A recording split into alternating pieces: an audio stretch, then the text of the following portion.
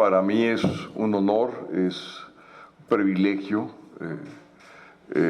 es uno de los momentos más importantes, quizá el más importante de la presidencia de la Cámara de Diputados, el estar en este momento con ustedes y previo a la declaratoria constitucional de esta gran reforma 3 de 3.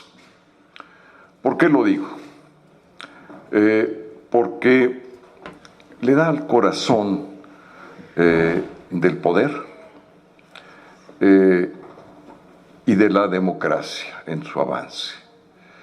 La democracia contiene al poder arbitrario, su principal función, contener al poder arbitrario, y por eso la importancia fundamental, en primer lugar, de los derechos humanos. Cuando aquí las he escuchado, que hago propias todas las intervenciones, cada una de las palabras que han expresado ustedes, cuando las escuché, me recordé de el largo camino que con muchas de ustedes y muchos compañeros recorrimos para la gran reforma de los derechos humanos. Fueron décadas de estar impulsando una reforma de esa naturaleza que finalmente llegó a buen puerto en el año 2011. Y hay un principio fundamental en esa reforma, en el artículo primero, que es el principio de la progresividad. Y efectivamente, esta reforma es auténticamente constitucionalmente progresista, que eso es algo que tenemos que hacer el punto de referencia, porque todas estas luchas van convergiendo a un México cada vez más democrático en donde los derechos humanos de todas y todos se respeten. Pero en este caso particular es fundamental el avance que plantea, porque la violencia en contra de la mujer, de las mujeres, se reproduce en muchos niveles y en distintas dimensiones. Y esta que se aborda es fundamental. Primero, los deudores alimentarios, que es una reproducción de una cultura machista, de una cultura donde el hombre decide y graciosamente da o no da un recurso cuando se separa, cuando se divorcia, y creo que esto va a ir haciendo lo que ustedes bien aquí han señalado, que va a ir incluyendo esto como parte integrante de nuestra cultura. Tal y como empezamos con las cuotas, que dan como resultado, fíjense ustedes, la primera Cámara auténticamente paritaria que hemos tenido en la historia de nuestro país. Esto es algo que, bueno, pues era un sueño que hoy se convierte en realidad, y por eso es la legislatura de la paridad, de la inclusión y de la diversidad. La segunda reflexión que quiero hacer es en torno al significado político de este acto. En medio de un ambiente extremadamente polarizado, como nunca habíamos visto en la época moderna del país, se da un acuerdo plural, un acuerdo diverso, incluyente, en una causa común que se logra a través de un diálogo político tan necesario en el país, de poder entender al otro, al diferente, al que piensa distinto, al crítico, y por otra parte, no solamente dialogar, que es importante y fundamental, es el instrumento esencial de la democracia, sino que llegar a acuerdos. Y llegar a acuerdos con enormes dificultades por la diversidad y la pluralidad que implica este tipo de acuerdos y de causas.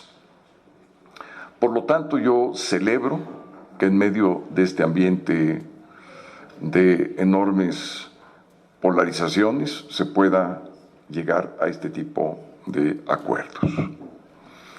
La tercera reflexión es la siguiente. Es fundamental la reforma, pero también fundamental que vaya acompañada de recursos. Una política pública sin recursos, que es lo que va a construir esta reforma constitucional, puede verse sumamente limitada. Se requieren recursos. Les voy a dar algunos datos. En la Fiscalía para los Delitos de la Violencia en contra de las Mujeres, cada ministerio público tiene a su cargo alrededor de 600 casos anuales.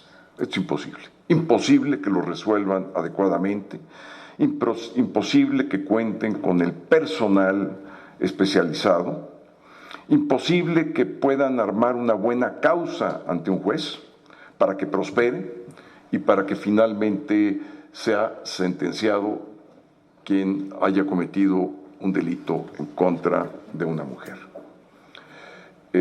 Apenas el 4.2% de ministerios públicos están abocados a este tipo de asuntos de violencia en contra de las mujeres. Yo creo que uno de los temas que nos haría mucha falta son dos cuestiones. La parte de la procuración de justicia, porque es fundamental. Sin eso, todo lo demás, pues por más bien diseñada que esté una reforma constitucional o las legislaciones secundarias, si no hay recursos y ministerios públicos habilitados, estamos hablando particularmente de delitos, las reformas son limitadas y quizá a veces se anulan por la falta de recursos. Entonces, ahora que viene el presupuesto, yo creo que es muy importante que podamos analizarlo con este enfoque, particularmente a esa fiscalía, particularmente ministerios públicos, que son alrededor de 5,000 en todo el país. Por cierto, es un número verdaderamente insignificante para el número de casos y violencia que tienen que encauzar ante los tribunales. Finalmente, en torno a la impugnación, estamos enfrente de una reforma constitucional. No hay poder del Estado con jerarquía mayor que el constituyente permanente. Cuando habla el constituyente permanente es la Constitución. Existen ciertos casos que por procedimientos pudiesen algunas reformas constitucionales revertirse. No creo que sea este el caso. En primer lugar, porque se siguió el procedimiento parlamentario, yo mismo doy testimonio de ello. Se discutió en comisiones, se sacaron los dictámenes. Entonces, yo estaría suficientemente pues con la convicción de que si alguien intenta impugnar la 3 de 3, se topará con una pared que es la propia Constitución. Y ya como últimas palabras, el día de hoy, por la mañana, sabiendo que íbamos a tener este encuentro, platiqué con el presidente del Senado. Entonces, ambos dos estamos comprometidos para que esto pueda prosperar el próximo miércoles. También quiero decirles, quiero informarles que tanto el presidente del Senado como su servidor estuvimos hablando con congresos locales, porque muchos de ellos habían ya hecho la aprobación, pero no la notificación.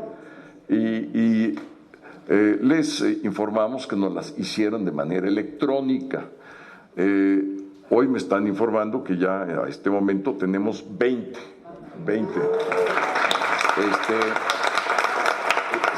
Seguiremos por la tarde hablando con congresos locales. Algunos de ellos están en periodos de receso. Entonces, eso pues va a ser prácticamente imposible que estén listos para el miércoles.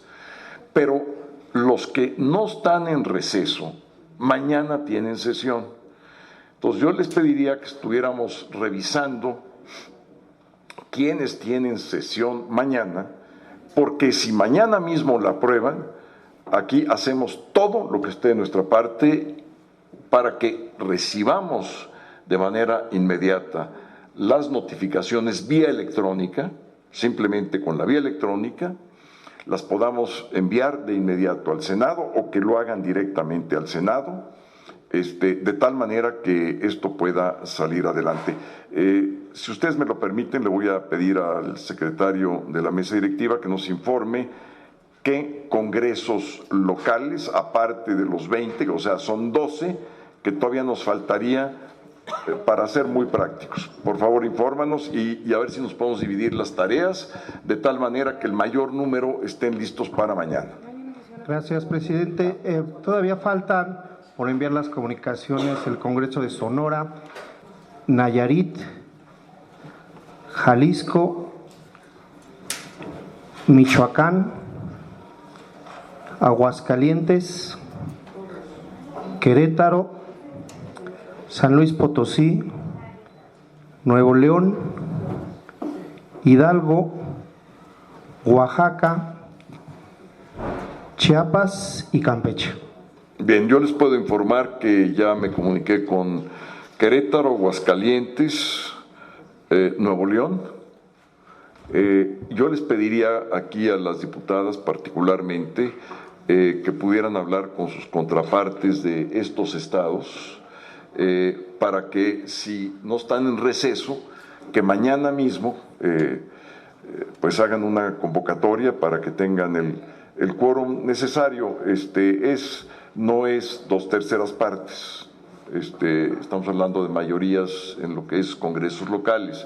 Entonces sí valdría la pena que nos ayudemos entre todas y todos nosotros. Yo mismo voy a seguir empujando para que tengamos el mayor número y que ningún estado, pudiéndolo hacer, no haga la aprobación correspondiente.